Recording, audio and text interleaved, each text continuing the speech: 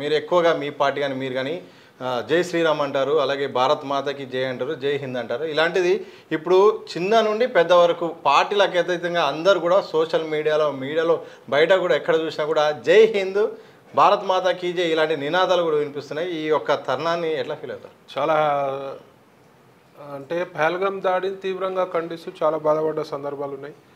కానీ ఇప్పుడు నిన్న దాడి ఏదైతే జరిగిందో పాకిస్తాన్పై చాలా సంతోషం వ్యక్తం చేస్తారు. నేను కాదు, మొత్తం భారతదేశంలో ఉన్న ప్రతి ఒక్క భారతీయుడు సంతోషం వ్యక్తం చేస్తారు. జై భారత్ మాతాకి జై అంటారు, జై శ్రీరామ్ అంటారు, జై బీజేపీ అంటారు, ముఖ్యంగా జై మోదీ అంటారు. ఎందుకంటే ఆ సత్తా ఉన్న నాయకుడు మోదీ గారు. పాకిస్తాన్ లోపల పోయి కొట్టి దమ్మున్న నాయకుడు ఎవరు అంటే మోదీ గారు. ఇన్ని రోజులు కూడా ప్రజలు ఆగ్రహవేశాలతో ఉన్నారు. ఇన్ని రోజులు కూడా ఎందుకు పట్టిందని అంటే దానికి ఒక కరెక్ట్ ప్రణాళిక ఉండాలి. కాబట్టి ఒక ప్రణాళికబద్ధంగా నిన్న జరిగింది ఒక టీజర్.